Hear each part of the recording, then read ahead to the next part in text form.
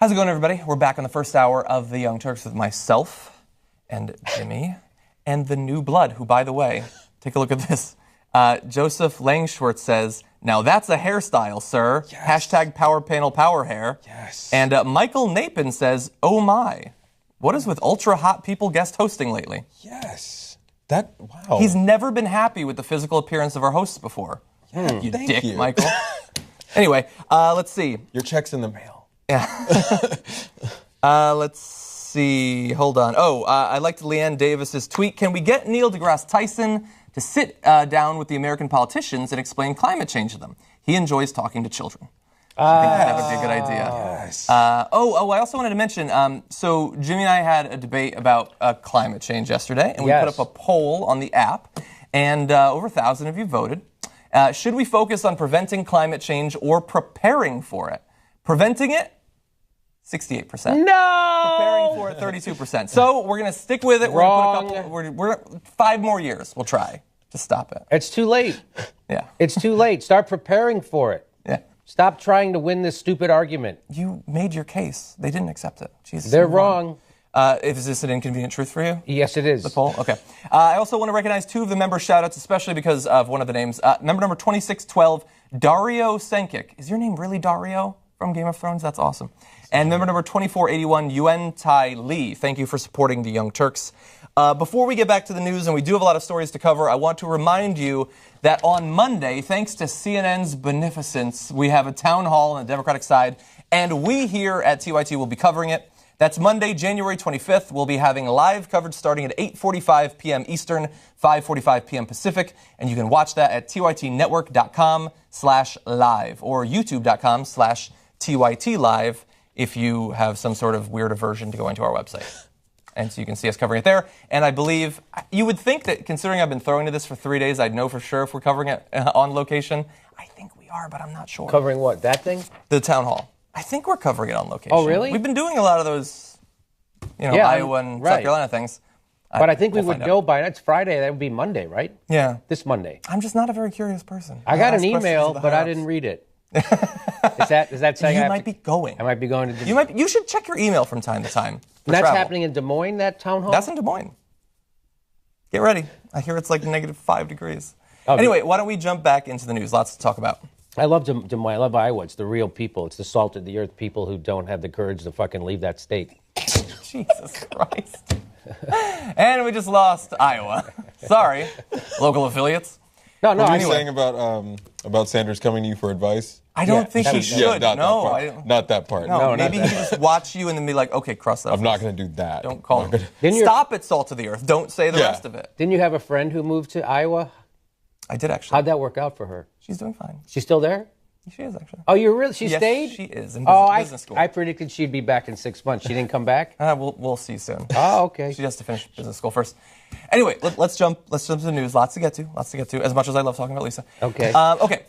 Bernie Sanders' new ad, America, has been met with a largely positive impression. People seem to like it. There's not a lot to it other than images of people from throughout America who are meeting up with Bernie Sanders, as you'll soon see. But not everybody is loving it.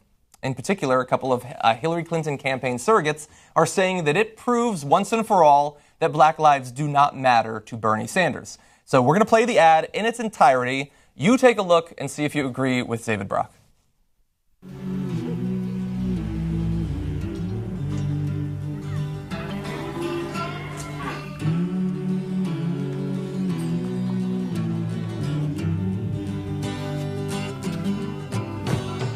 Let us be lovers, we'll marry our fortunes together.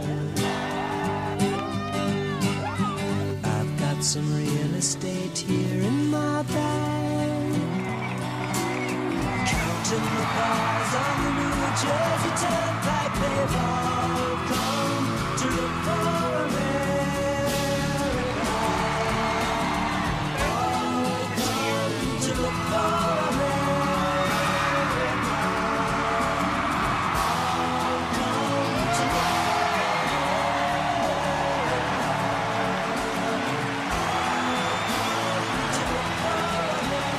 I'm Bernie Sanders, and I approve this message. Okay, so I have said many times I am a Bernie supporter, so I'm going to try to not be overly affected by my normal bias. We've just watched the ad. Watching the ad, do we come to the conclusion individually that this shows a false image of America and perhaps indicates that while he might be liberal and everything, he perhaps doesn't prioritize showing diversity in his ads? Well, I think, if ever there was a white supremacist ad, I halfway expected to see Trump at the end and just be like, no, I mean, it's ridiculous. With Bernie putting a brick on the wall? Exactly, yeah. I mean, it's clear to me, I think. No, that's ridiculous. It's kind of, and particularly for Bernie Sanders. I think Bernie Sanders has a pretty extensive history of being in support of he was involved in the civil rights movement. Right, what was it? He was arrested in 1962 protesting segregation, like he did the March on Washington. He didn't think they'd gone far enough? Yeah, exactly. Yeah, segregation? Well, yes, basically. He wanted it a little bit worse, and he didn't get his way, so that's why he's, that's what happened to his hair. That's true. You always see those pictures of the white water fountain, the black water fountain, but they're like right next to each other. Yeah, I mean, buffer. What else do you want? I mean, what else do you want? So you don't think that ad is what David Brooks? You don't agree with him? No, he's being ridiculous, and I think it's obvious that he. What's amazing to me though is that he said this to the Associated Press. Like, this wasn't just sort of like an off-color comment to like a friend. Like, he literally said this to the Associated Press. Like, isn't that ridiculous? Yes, of course. Isn't that the equivalent of saying like, hey, Donald Trump's commercial doesn't have enough white people in it. Exactly. Yeah. Maybe he doesn't support white people. Yeah, clearly, maybe Donald. I don't know. He should have more white people. That's always the vibe I've gotten from Donald Trump. How are you going to know how he's going to act? Yeah. If you don't have enough white people in your ad, Donald Trump. So I think that was obviously, though, too, also intended to sort of, I don't want to say pander, but it was obviously turned toward a certain section of the population, probably a more Midwestern-y, farmy. It looks like Iowa and New Hampshire, and it's basically. Like, it's that, and there's probably like 7 black people in Iowa. So, I mean, I think he got at least a few of them in that ad. 92% white, I think. Yeah, and New Hampshire is pretty close to the same thing, right? But perhaps a little bit higher. So, what are people... God, I'm sorry, I forgot my point. Well, why don't I actually read what David Brock said? That's what I want to He characterized the ad as a significant slight to the Democratic base, and he said, from this ad, it seems black lives don't matter much to Bernie Sanders. Now, a spokesman for Bernie Sanders' campaign responded by saying he doesn't need lectures on civil rights and racial issues from David Brock, the head of a Hillary Clinton super PAC. He's actually had multiple Hillary Clinton supporting super PACs. 25 years ago, it was Brock, a mudslinging right-wing extremist who tried to destroy Anita Hill, a distinguished African-American law professor. He's referring to Brock having to, in 2001, disavow a book he had written attacking the woman who accused Clarence Thomas of sexual harassment. He later was forced to apologize for his lies about her. Today, he is lying about Senator Sanders. And by the way, it's not just him. The Atlantic's David A. Graham said, it's hard not to notice how white the ad is. I counted perhaps half a dozen people of color in the spot. Now, look, I think the reason they're launching this attack has nothing to do with the possibility that David Brock watched the ad and thought there aren't enough black people in here. The reason they're doing it is because Hillary Clinton has been embraced far more than Bernie Sanders by especially the African-American community. Mm-hmm. She has a much higher percentage of the vote, and they want to use that. Now, while all of that is true, I mean, the ad was very white. It could be because they filmed in places that are 90% white. Right.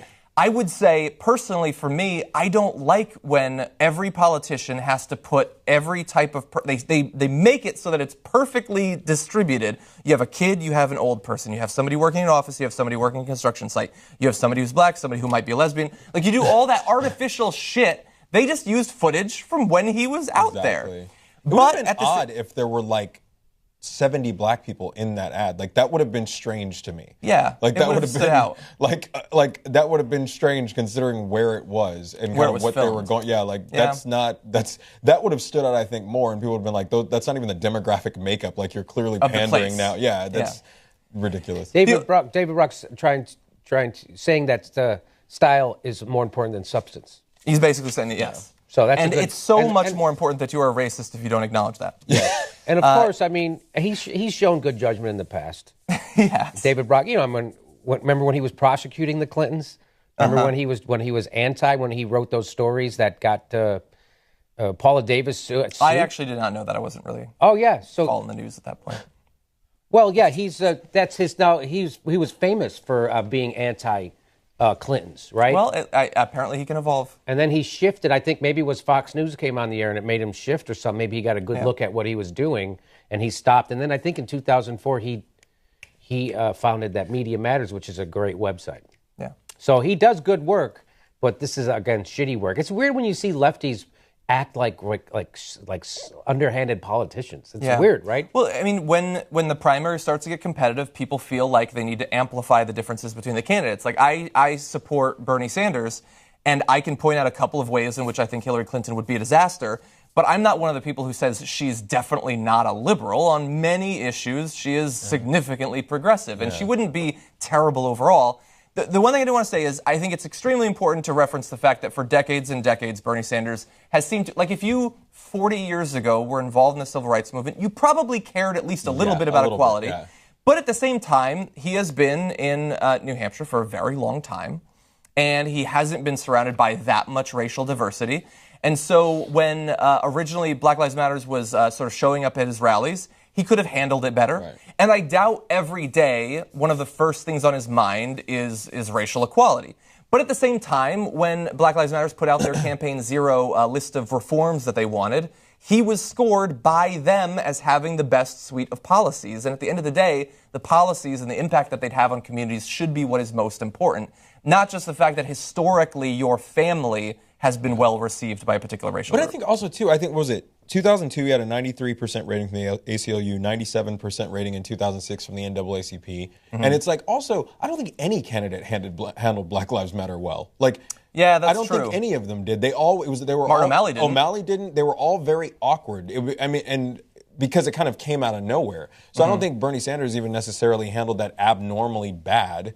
I think they all he sort of just stood to the side. Yeah, and just kind of like let them go ahead as opposed to like shutting them down. I don't think Hillary handled them well. She ended up meeting with them later. Afterward, yeah. But I mean, I think as they go, I mean, I think they he handled it probably just as well as any of them. And she barely even gave them a meeting. You could talk to me backstage standing up. Yeah. Remember that? Yeah, that was exactly. Meeting. And it was very awkward, and it was very, and she almost seemed angry during the meeting, like that she had to stand there for it. But it's like, again, why can't we have honest attacks on the left during the primaries? Can we just have honest attacks? And it seems like every time there's a bullshit, underhanded attack that smacks of right-wing politics, it's coming from the Hillary Clinton camp. And it's weird because she's ahead. Yeah, I know. I don't understand. Like, she's ahead by enough. Yeah, but it's like I would almost expect that from a number standpoint, from Sanders' campaign, like to do something to get attention, something to pull ahead.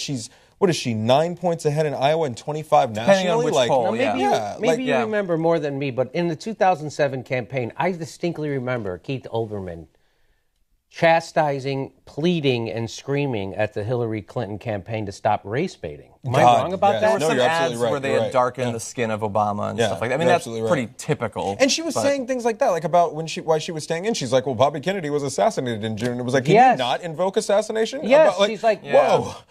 That's exactly what she was doing. Yeah, it was that kind of, hey, he's black, they're going to kill him, don't vote for him. That's the kind of shit she was doing, which that should just disqualify her. Absolutely. And so, but why do you think so many African Americans are supporting her after she pulled that shit? I support. It's weird. I like Bernie Sanders, his ideas, but I don't think he's as electable as she is. I think she is I think she's a juggernaut in terms of being electable. I think she's far more electable than Sanders, and so I'm supporting her for that reason. But to say like bad taste in your mouth, like I was repulsed by her from that entire period of campaigning. It was awful. But I think her husband, I think, has resonated with the black community in the 90s, and I think that's a lot of it. What was it? One of the kids' mothers who was killed recently endorsed her. Trayvon Martin? Yes. Was it Trayvon Martin's mother just endorsed her? And I think it's because, and when she had that meeting with the Black Lives Matter group, she did seem kind of angry, but she was just very blunt. She's like, I need you to give me legislation and ideas so I can go and present it to the people and get stuff done. Which they did. Yeah, exactly. And she's like, so I can go get stuff done. And she's very blunt about it, and I think whether it's a real passion of hers or not, I think she can be have her feet held to the fire about doing it more. And I think she's just a more powerful, that Clinton name is a powerful brand. It is, and it has been for a long time. And that's kind of why I support her, not because I think, and no more so than I think necessarily Obama had any real major love for the LGBTQ community. I think he just realized that was a part of his voting bloc, and he went and got stuff done for them. I think with Clinton's the same way. Whether she's passionate about it or not, I think she'll be able to get a lot done for that group of people. Well, I'm really glad, Jonathan, that you brought up the other responses to the Black Lives Matter sort of initial disruptions of the events, because I had forgotten O'Malley's notorious comment. O'Malley was rough. Exactly. O'Malley was and rough. In the same, that was the worst, I think, out of the three. Good guy, but that was the worst. And it reminds me of, I mean, right now we're in the thick of another of these. I noticed this week, I tweeted about it. All of a sudden, all of these sites that normally I love and read all the time, like Vox, all of a sudden, one of their headlining stories is always a big takedown of Bernie Sanders, suspiciously. And they had this analysis of why isn't it that Bernie Sanders supports reparations? Why doesn't he do it? And they leave out the fact none of the other candidates do. So why is it Bernie? Look, okay, maybe Bernie Sanders is wrong on that, as wrong as everybody else. And for some reason, it's only a problem when it's Bernie Sanders. It's similar to the LGBT thing back maybe 15, 20 years ago, where even Democrats were across the board were like, marriage should be between a man and a woman. It's like, they'll get there or whatever, but it's like they all had that in common. It's not like, you know, any of them were wildly progressive. I mean, I can think of one Democrat who was right on that issue. Oh, Bernie Sanders. You could vote for him in Iowa if you want to. Was he really? Yeah, he was. I remember a letter from a long time ago. Really? It might have been civil unions, but it was in the 70s. He wrote a letter talking about it. Wow, interesting. And was he like an advocate for that, like publicly through like the 80s, 90s and stuff like that? I don't know in terms of sponsoring legislation, but I know that was his position. But that was his had been position. Stated. Wow, I didn't know that. You know, it was during the Don't Ask, Maybe Don't somebody Tell can provide period too. He gave some very strong speeches and did he really? Mm-hmm. Wow. Yeah, so he's always been out in front on it. That's the whole thing. You know, he's been on the right side of history, whereas when it comes to history, Hillary Clinton's been late. The rest to the right of the Democrats side have of generally had to evolve into. Okay, well, we got a lot. Obviously, I could talk about this for 2.5 hours probably, and would enjoy every minute of it. But we want to turn to the Republican side because we got a fight at brewing.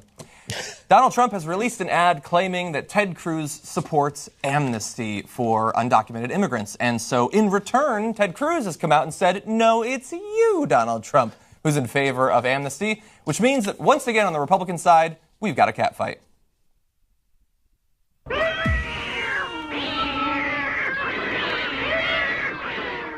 I just realized it's been a long time since we first made that. We should probably update the faces eventually. They're all from like years and years ago.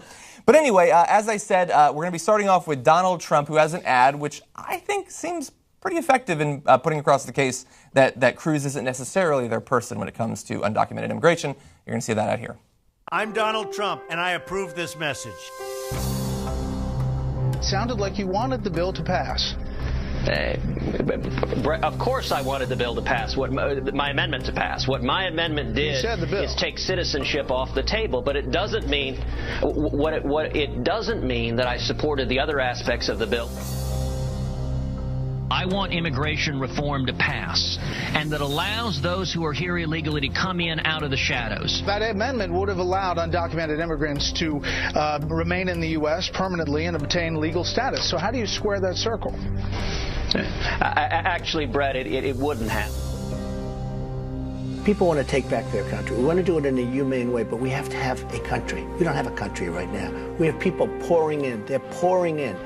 And they're doing tremendous damage. If you look at the crime, if you look at the economy, we want to have borders. To have a country, you have to have borders. We don't have borders right now.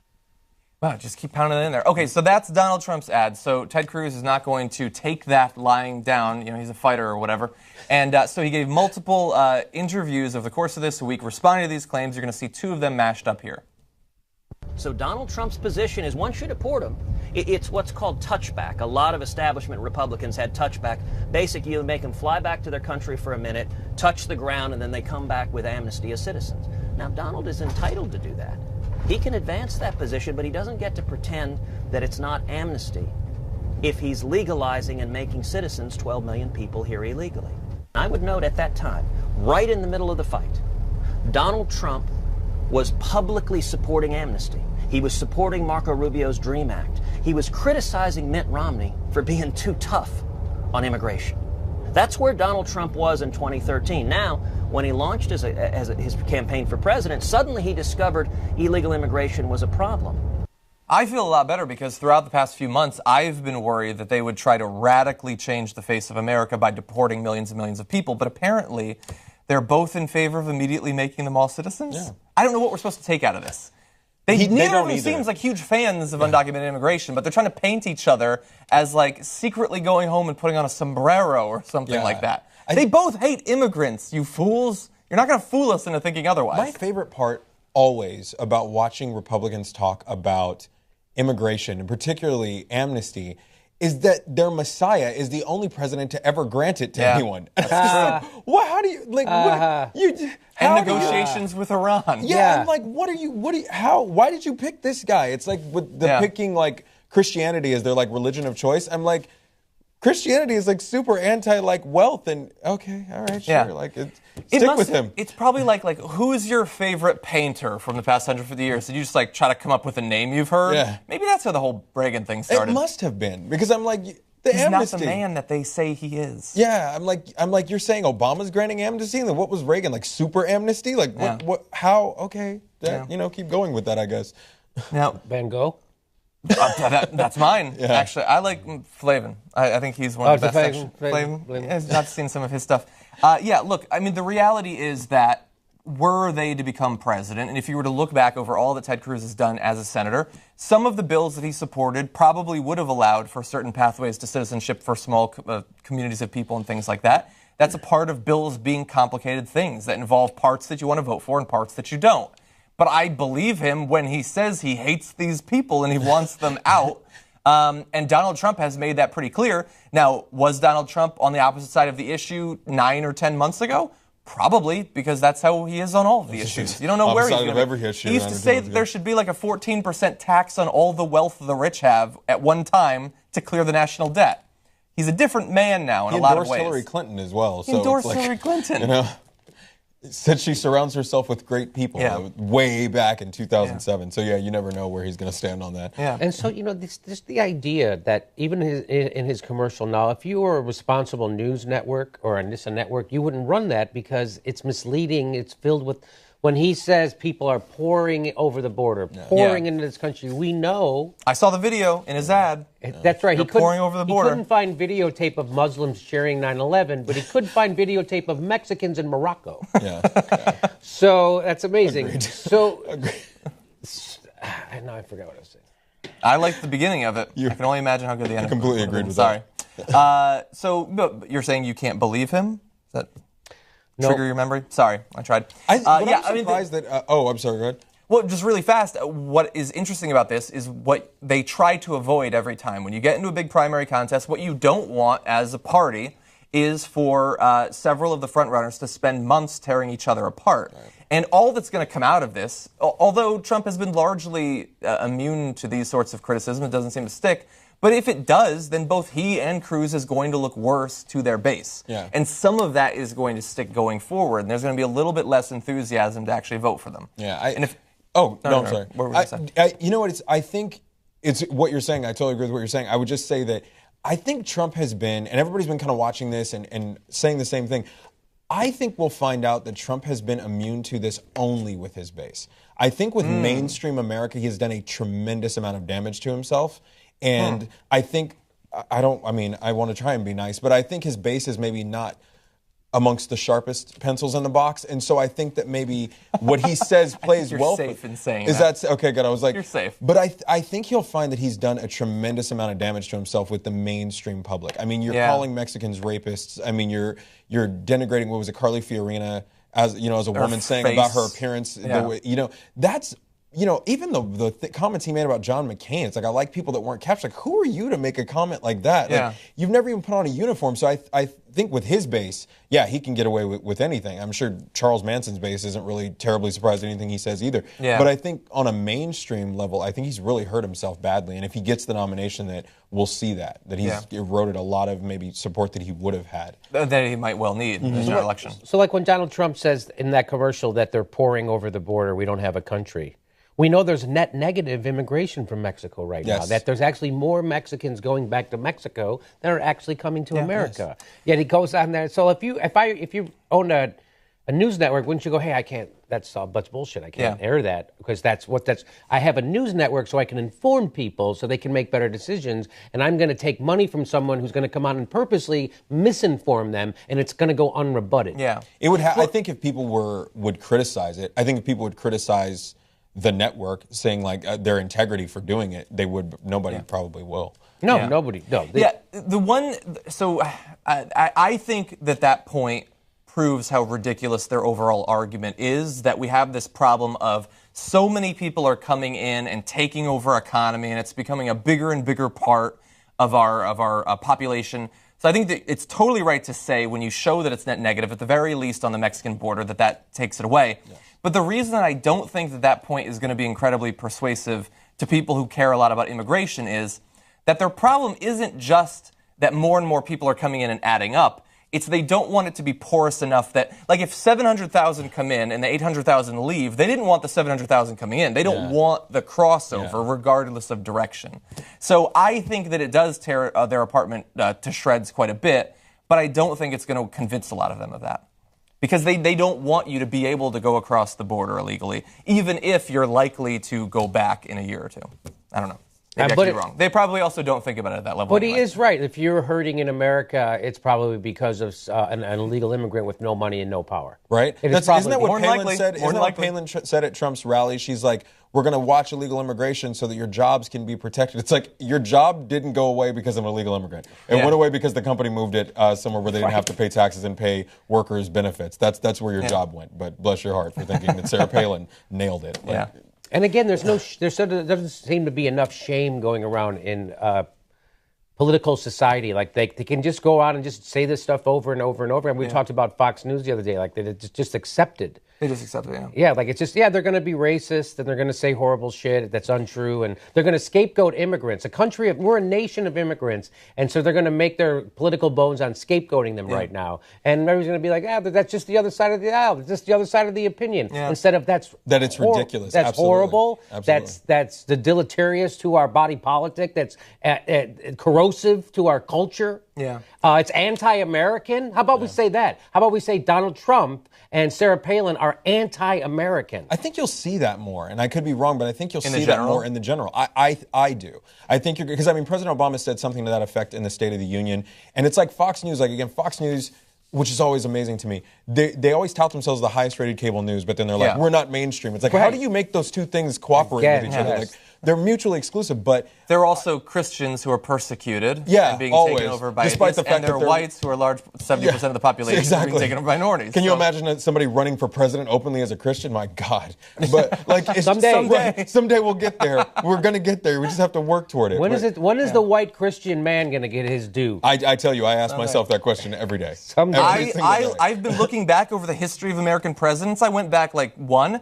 There's none of them. None of them. If you go back one president, none. It's all blacks. The struggle, when I look back, the struggle that the white male has been through, I mean, it's terrible. I know. Have you tried to dunk? It's difficult. I'm telling you. I know about this because you texted me about it on your Obama phone. I did. White lives matter, okay? White lives matter. Oh, my God. White lives do matter. They do matter. They do matter. Martin O'Malley, could you say that at a rally someday? Anyway, okay, we're going to cover one more story really fast. I don't want to go over into Becca's time, and then we'll tell you what's actually happening in the second hour. But we do want to share this. So Donald Trump has tweeted out a message by a white genocide Twitter account. I was going to say a politician has, but you would have already known it was Donald Trump, so there was no point anyway. Let's show the tweet that he retweeted. So vote Trump. Look, the image is funny. The image is hilarious. He looks like Will Ferrell there. Looks like Jeb Bush. It is Jeb Bush. It's Jeb Bush. Yeah. But it looks like Will Ferrell. But the thing is, it's white genocide TM. Right. So his name is listed as Donald Trumpovitz. If we can go on to the next one. Appears to be a self-proclaimed neo-Nazi. His account is filled with anti-Semitic and anti-Muslim imagery and comments. His avatar is an illustration of the founder of the American Nazi Party. And we have just given him a bunch of publicity. So enjoy. Let's balance it. Troll the shit out of that motherfucker. Go send him a bunch of tweets. Yes. And so then you turn to Stormfront, very popular white supremacist organization, who were talking about the fact that he tweeted out. One commenter said, for a propaganda for us standpoint, freaking awesome. From a wanting Trump to win, I don't know. The media is going to be all over this. You turned out to be right there. And look, I don't think anybody is all that surprised that he is tweeting this out. That one of two things is true. Either that he doesn't look carefully at it, or it's on purpose. It has to be. I mean, and he's like, you know what? I want people to see it and know. It says right in the frickin' name, Twitter name, white supremacy. Are you kidding me? That was literally, that was my thing. Like when I heard about the story, I was like, you know, I've retweeted things before and not necessarily like looked at who, you know, like looked at the profile before I tweeted. And I was like, innocent, but still, I was like, it says white genocide, and then like, how do you even how do you even do that? Like, that's pretty bad. Yeah. So what surprises me is that, you know, what the next time he goes on George Snuffleupagus' show, he's not going to hold his feet to the fire. Will they bring that up? Yeah. Well, even no, if they do, he's just going to say the young intern who accidentally did a retweet apologizes. That was for a different one, Graphic 15. But yeah, he'll just say. Yeah, the guy who says it's all about personal responsibility and he's his own man. The young intern. What, can we stop giving our interns access to our personal fucking Twitter accounts? Exactly. But you saw who would what? That doesn't happen. It seems like you're just setting yourself up for problems. Like but you saw, I think it was the International Business Times where the intern gave an interview and they said we don't manage or have access to his Twitter. So I think it's obviously what you're saying, what you were suggesting earlier, that I think it's something that he's doing and he does it and it kind of sets the tone he wants. And then he's like, oh gosh, I don't know what happened. Like, but it already has the effect. It already has the effect that he wanted. Exactly. And but he knows his base. So he knows his base. So his for base that goes to Stormfront. Right. So for that, he's all over it. He's nailing down that base pretty solid. Yeah. And to the point that Jimmy was alluding to in this story and the previous one about how he's never really called on it. Maybe they'll bring up one comment and then he gets to say, oh, if it makes you feel better, then I'll denounce them. Right. And then they don't stop it. The reason that they can't do that is they so desperately want him to keep calling into their show and keep being there for the ratings. And if they say this guy is a fucking racist, this guy loves neo-Nazi Twitter accounts, at some point it will not be enough if you're a reasonable journalist who actually went to school for it to just do the follow-up questions. At some point, you got to cut him off. Yeah. And they don't want to be brought to that point. Yeah. Joe Scarborough does not want to start rejecting the call of Donald Trump in the morning, and so he doesn't want to get close to it by bringing up all the racist shit that he does. That's the profit incentive in news, which a lot of people sort of lament, which is where you can't really take a stand on anything morally because it interferes with your profit margin. It's like, we still are a TV network that has to sell ad space, and we know that Donald Trump generates a lot of eyes. So we can't call him out for being the racist, misogynist, sexist, walking pile of disgusting flesh that he is. And so, it's like we have to kind of keep bowing to him, and it's bad. I think that's what you were talking about. It's bad for our politics. Yeah. It's bad for the future of our politics. I can't even imagine. Even Reagan, who was a nut, by today's standards of the Republican Party, seems like a very progressive guy. Yes. And it's like, this is how far, like, when I was watching Palin and Trump, I was like, what the hell is going on this planet right now in our election? And why are other countries not laughing about it? I think they are. I think they are. No doubt about it. Yeah, they're considering banning him for the country. Yeah. Reagan would give the dog whistle. He would go to the site of where civil rights workers had been killed and talk about states' rights. Right. But Trump, this is a dog whistle. Yeah. He takes a dog and he fucking puts it in your face. He's like, I'm a fucking racist. Look at it. Look at this dog. Squeezing in his eyes and bulging out. Look at this. It's Reagan. Unbelievable. Progressive hero. Yes. Progressive hero. That's what they always talk about how like Lincoln would be, like he's a Republican when he was obviously, now he would be considered a liberal or whatever. But it's like, no, Reagan now, I'm going to go ahead and say would be considered a liberal at this point. Yeah. Maybe a conservative liberal. He'd be a pariah in the Republican rip him Party. apart. He'd be unelectable because absolutely. He raised taxes. He gave amnesty. Oh, are you kidding me? Absolutely. He sold arms for hostages. He gave arms to Iran. Yeah. Oh, my God. Yeah, he quadrupled the debt, I believe, if I'm not mistaken. Quadrupled the debt. Sure. The highest unemployment I think that we've seen in recent years was under Reagan as well. Yeah, like that. Yeah, that was. I'll go ahead and say yeah. I'm almost certain it was the highest. It was either the highest unemployment ever, or was the highest unemployment like the last 30 years or something. And like people that. still loved him. They loved him so much that when they died, they gave him 3 funerals. And none of those funerals did anybody remember to drive a stake through his heart and cut his head off. Yes. Yeah. And, so he could come back at any moment. And be embodied in one of the 2016 Republican candidates. There you go. We're just waiting for it. That's going to be their big thing. That's going to be the thing the big reveal. I have been possessed by the spirit of Ronald Reagan. I mean, they say the same thing about God. Why not about Reagan? Yeah. They've all been told by God to run. You just rewrite it, and it's much easier that way. So, unfortunately, that's all the time that we have. Before we do our wrap-up, I realized that we only took the one break, so I do want to very quickly check the Twitter to recognize the messages that you guys have been sending in. Give me 1 second. The reason I do this is because after I get off the show, I check the Twitter, and people are like, why didn't you read my tweet?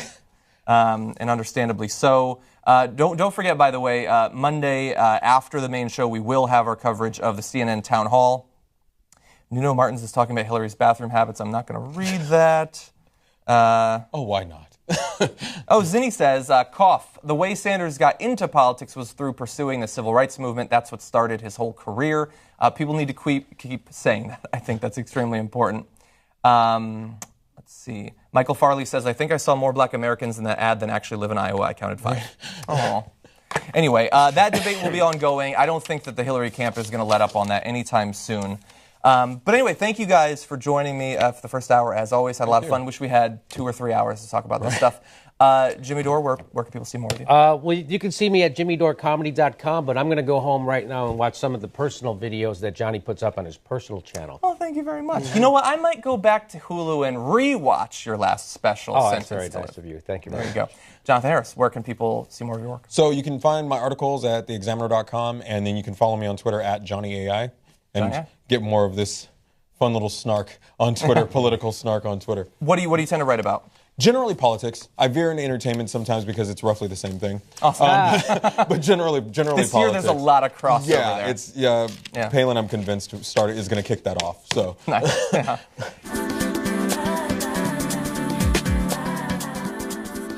Holler! Welcome to TYT Live, our dose.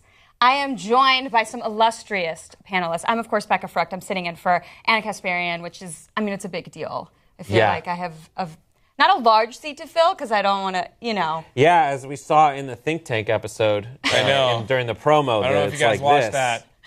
I've sat in that chair. It's the chair. It's not. It's the chair. Look at our suits. Person. I should Look at our y'all. suits. We're taking this very seriously today. We got blazers on. We got both navy blazers on.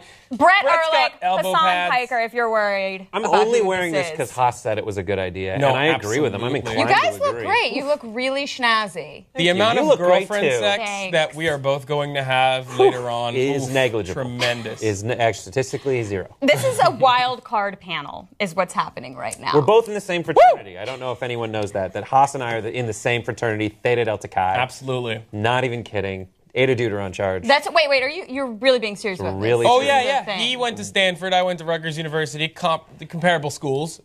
Totally, yeah. Ada Duder on charge was charge of the year multiple years running. Yeah, so was Lamb the Triton, my charge. Not a big deal. So for all you people out there looking for non-frat opinions, we'll do our best. Wonderful. Well, I am so excited to play ringmaster to this circus. Yeah, I think you're definitely capable of doing that. Okay. We can do that. All right, you guys want to get into some news? You want to talk about some stuff? I'm glad you have coffee. You look very serious. So desperately. Thank you. Okay, let's do this. Sure, it's annoying when a drunk person spills popcorn down your back at the theater, but how about when they pop off around in your chest when they're fumbling with their pistol during a movie? This is the exact situation that happened to a woman in Renton, Washington. According to police, preliminary accounts indicate that an intoxicated suspect entered one of the theaters and was fumbling with a handgun he had in his possession when it went off, striking another patron seated in front of him. So this, of course, is the woman that was shot in the chest. So this is just some witness accounts that I'll give to you guys. One witness said, it got about 15 to 20 minutes into the film, and I believe the lady in front of us that got shot was actually talking to her husband or significant other, and that's when we heard the loud pop, explained one witness, who asked not to be identified, adding that he was sitting 3 to 4 rows behind the man when the gun went off. Another witness said, who asked not to be identified as well, stated there was a gunshot and we thought it was a light bulb exploding in the theater, so no one really reacted. How many times have light bulbs exploded in theaters where this guy's like, oh, this happens all the time? Yeah, I don't know what this, first of all, is this a janky theater where stuff is just popping off all the time? Also, is it a janky theater where light bulbs are on? Let's get back to the situation at hand. A woman was shot in the chest. Yes. Because a drunk guy had a gun in his possession. Now, the police have not reported whether or not he had a conceal and carry permit, so we don't know whether this was... Or whether he exists, let's be honest. No one's been identified. Right, we just know it's a 29... People are just like, someone's been shot, but people are like, I think there was a person that shot that person, but we don't really know. Well, that's what happened, because it's a 29-year-old man who bolted from the scene after the pop. So I guess he wasn't that drunk if you have hand-eye coordination and body movement capable of running away. He was able to bolt away, and his father is the one who called 911 and said, my son is distraught. He had a gun that went off in a movie theater. He dropped it. So what really happened is, and I'm completely going to assume all of this, is that the person in front of them was very loud. Yeah. And probably talking to their friend, and then the guy was like, fuck you, I really want to see what happens in the end of Ex Machina. This is a really great movie. No, I should have been clear. It was during a screening of 13 Hours, which is the new Benghazi film. So just put that into context. The only guns allowed in that theater should have not even been the gun props, but John Krasinski's biceps. Right. Oh my God, the GQ cover. Oh God, I'm angry at him for that. My girlfriend loves him. Listen, not just your girlfriend. All women love John Krasinski, and I'm happy to do this sidebar. That is not allowed in the male community. Do you think that's why this guy was fumbling? Like he got distracted by John Krasinski's biceps? We are really making light of this matter. No, this is serious. Okay, let's go back to the situation. Because this woman is in critical condition. Yes. Allegedly. Brett doesn't believe any of this. No, I believe it. I believe she's in critical condition. Here's my question. Do we think gun control in the way that we're talking about improving it would have improved this situation, or do we feel like this is just an aberrant circumstance with a drunk dude who's an idiot? The way to bring it back to like the discussion on guns in America is like there have been shootings in movie theaters. Right. The counter argument is if we have guns in movie theaters, we'll be able to defend ourselves against those nefarious ones who show up and start squeezing. You think there should have just been a firefight? No. Absolutely. That is not what I'm saying. What I am saying is, like, the people who are like the NRA enthusiasts are like, dude, you just don't be drunk with it. Like, they're had someone walked in, they could have had the opportunity to say, listen, this man saved lives. Unfortunately, the person who was carrying the mantle of having a gun on you to protect yourself is the same one who got wasted and accidentally shot someone in the chest. Yeah. So this is not a good argument for there to be guns in movie theaters. And accidental gun deaths and injuries are rampant in America. And whether or not you are on one side of the gun control debate or the other, you really can't deny the facts. And obviously I'm going to mention some. Like, for example, a lot of people misappropriate gun control or like gun violence to mass shootings. That is incorrect. Only less than 2% of gun violence happens during mass shootings, and there's huge... only of that, 50% happened during John Krasinski movies. Yeah. Important fact. But seriously... So you're saying we're talking about a lot more accidental injuries and deaths than So this is par for the course when it comes to gun-related injuries. This is what happens. Yeah, if you allow everyone to have a gun... people are going to shoot each other, whether it's accidentally or because tensions are high and John Krasinski looks really goddamn good. And maybe your girlfriend likes John Krasinski. Maybe your girlfriend thinks John Krasinski's hot. You guys keep bringing it back to John Krasinski. You clearly, need to deal with this. He's a dual threat. He's got comedy. He's funny. He's like sympathetic. And his movies can kill people. And Here's the thing. Yeah, I think he's at fault here. No, I think in all honesty and seriousness, this is a drunk person with a gun. Exactly. And we don't let drunk people get behind the wheel.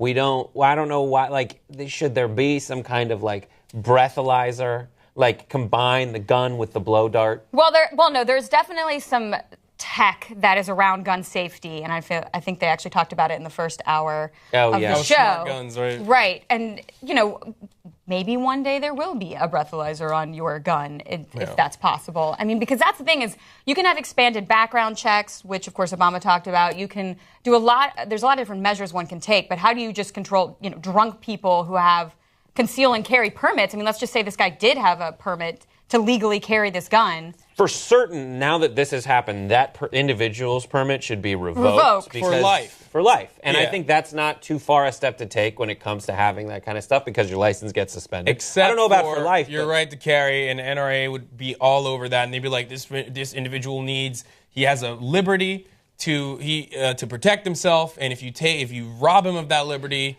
then you're a douchebag and you're a socialist asshole and you want him to die. The original intent of the framers was to allow you to bring guns into movie theaters, and I think we're all on the same page with that. Absolutely. Right. They were like, gosh, after this, when we go to Lowe's. Yeah. And the next time somebody texts in the middle of the show, then we should probably have a full-on firefight. Yeah. I've definitely wanted to shoot people in the theater, but I just haven't. Well, I think this was this whole situation, I think we can all agree, would have ruined the movie. Yeah. Another thing, another part of the Benghazi debacle, and I don't think we should let it go. Well, I need to see if Hillary has sent any emails about 13 hours coming out. Did she like it? Could have been a Hillary emissary. Yeah. I don't know. Did she? We really covered this in a lighthearted way, like a person is in critical condition. I mean, allegedly, according to Brett. But I think if we all came down to it, we would hold the person who was drunk and shot this other person responsible for it monetarily for any damages, and good job on the father for doing the right thing and saying, calling listen, in. Thank you need to take responsibility. And obviously, we have well wishes for this woman who is in critical condition. Yeah, for sure. You guys started the John Krasinski stuff. I didn't. Okay, I know. So I will not take any sort of accountability for that. All right, let's move on to the second story. You guys ready? Absolutely.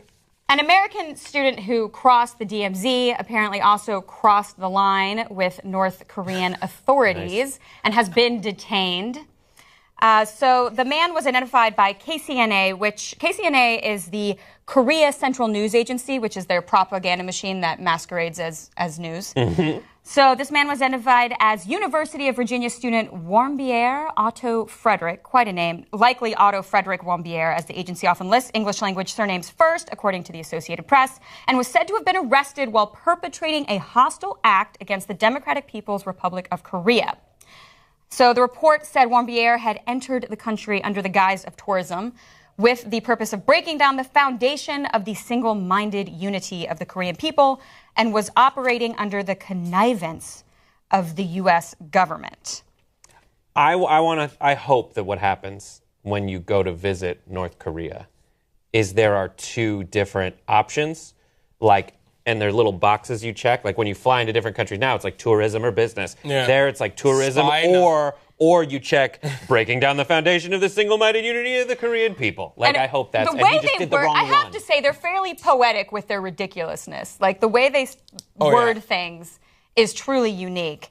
The State Department is aware that the student has been detained. They tweeted, "We are aware of media reports. A U.S. citizen was detained in # North Korea." I like that they hashtagged it. That's so weird. I know, because they don't have an official Twitter account. Oh, that makes me so happy. Get on it, Kim Jong.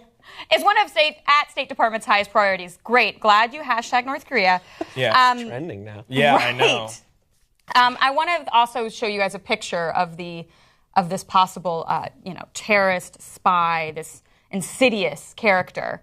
That's him. Otto Warmbier, student at University of Virginia. This man is apparently infiltrating the University North of Virginia. Korea. I mean, Langley. If I can make that connection, I'm sure a person who is also as a demigod, is recognized as a demigod, could also make that connection themselves. And by the way, what I'm talking about is actually fact. People in North Korea do genuinely think supreme leader like Kim Jong-un, Kim Jong-il, Kim Il-sung, they are all descendants of gods. They were born under a double rainbow, all of them. The first time That's a legitimate thing. No. These are all legitimate things. Now, North Korea is fascinating to me. I take this very personally. I have extensive hours and hours of North Korean documentaries that I've watched. Good for you. Because I love it. Can I ask you a question? Yeah. Was your laptop confiscated by the North Korean government? Not yet. Mine was. But seriously, so not first of all, not kidding. My laptop was confiscated by the North Korean government. Wait, when did that happen? When Yoona Lee and Laura Ling were incarcerated for 8 months before Bill Clinton went to go get them. My laptop was given to Laura, and it's gone now. And it's gone. Who cares about their 8 months of incarceration? I worked for Current TV. Oh. I'm bringing this all about me. Through their incarceration. No, you've watched all these documentaries, and what? No, so what I was trying to say is, I mean, there are definitely some intense procedures you need to undergo to be able to get into North Korea. You can only get in through China. And when you're there, you can't just, walk around willy-nilly. Like, you have to have a handler with you at all times. Yeah, well, to that point, let's bring up our next graphic, because he actually went with Young Pioneer Tours. That was the group that took him in, and this is a very Chinese, welcoming. You mad, bro? A Chinese organization. Yeah. So you have, I mean, it's amazing to me. First of all, why you really? I know it's fascinating. 100%, I would do it. 100,000%. You would want to go. I would go to North Korea because I want to see it. I need to understand how people people in the 21st century can live this life because they have no access to the internet, and they barely get access to electricity, and they just believe that this godlike person is leading them. Well, go ahead. I don't necessarily believe that they believe that there is a godlike person leading them. No, what I've seen. Okay, so go continue. What have you seen? No, but what I'm saying is, from what I've seen, CNN has done extensive research on this. They brought in a optometrist to go in and perform surgeries on North Korean people for free. And CNN tagged along as a secret documentary team that was kind of shooting them undercover. And you really see it. People are crying. They're when they talk about the supreme leader, they have tears in their eyes. They're like, he's the best. They're also scared to death. Oh, no, absolutely, because they will lock your ass up in a gulag. Exactly. So I would do whatever, honestly, in this situation. I mean, these people are trying to survive, and they're brainwashed, and whatever propaganda machine that's just inundating them. There's a book hours. Everyone should read. It's called The Orphan Master's Son. It's kind of like there's a writer who went and did one of those I'm on a liaison abroad situation and took a bunch of those guided tours around North Korea, fully with their eyes open to I respect what you're doing here, I totally understand your message, but they're definitely looking around to see what life is like there. And it's a hyperbolized version. It's essentially, it draws a lot of analogs to what is something kind of a little bit, hyperbolized of what is actually going on there. But it's a fantastic read, as well as the supplementary materials of that person's tour. Are you sure it was hyperbolized? I don't know for this specific instance, because North Korea is wacky as fuck. They're one big hyperbole. It is essentially, and they're based on real stories of a person whose job it is. Basically, it's who is assigned to do these things that they do in North Korea. Well, let's just to bring it back to Otto, who is apparently detained currently in North Korea. Is it one of those things because one of the things they did was send someone to kidnap a Japanese opera singer because Kim Il-sung or Kim Jong-il really liked them? Yeah, that's happened They're just kidnapping people in Japan and bringing them back. Anyway, sorry, continue. Well, do you guys think we should use resources to, we sent Bill Clinton to go get the journalists. We need to send best CIA operative out there, Dennis fucking Rodman. He's going to get all up in there. He's going to do some basketball moves, and he's going to bring our troops back. This is a discussion. Anyone who's been talking about, if anyone's been listening to Serial, Season 2 is happening right now, and it's about Bo Bergdahl. And this last episode that came out, they talked about people's reaction when they hear that someone abroad in a country we do not have the most positive of relationships with goes missing, and how much of our resources we should allocate to the retrieval of that person. And I've got to say, and public opinion will sway often on this. Yeah, and I know a lot of people. AWOL, and this was on his own accord as well. This person wanted to visit North Korea, fully knowing the dangers. And so there's, how there's a do not resuscitate thing people sign Yeah. There should be a do not rescue thing people should sign. I think that's a very interesting idea. I know that I'm going in. Like, you hear these stories, and I know some people who've traveled abroad. Some of them are journalists who really value what they're bringing to the dialogue. Others are some aid workers. Half of them, I don't know about the numbers, but there's those who are like, I'm making a difference. The other ones are just, I want to be so interesting. And they put themselves in harm's way for that extra little bit of I'm the coolest. Just like, I'm going to have the dopest party stories when I don't know. come back. And I can't speak for this guy who really likes designer sunglasses, but what I can say is said that on his Facebook profile. That some people, like, I need to know ahead of time what you're doing. And if you get caught while you're hiking in some area where you know the Taliban is, like, you're doing something that is, someone's going to have to rescue you. No, you're putting yourself in the line of fire. You're putting yourself in danger. And then, the State Department is required to go get your dumb ass because you decided to take a tour. And I just think you're totally right. Funds to exactly. take it away from other things. I'm not trying, I don't understand the complete set of circumstances around, and I don't know what Otto did. Maybe he did something totally badass, trying to bring down the North Korean government. That's actually what I wanted to talk about, really quickly, and it's that anything that can offend the Supreme Leader, like, you would think, okay, like, it has to be something terrible, like he took a shit on his statue or something, but that's not the case. Right. If you are not kneeling in the presence of a Supreme Leader's statue, you are violating the North Korean codes of conduct, basically. Oh, yeah. And that's the thing is, like, what is considered, something that's going to take down the foundation of the single-minded unity of the Korean people? Yeah. What goes under that? McDonald's French fries that he brought along with himself. I don't know. on the trip. I don't know. That's just food for thought. You guys can marinate on all of that.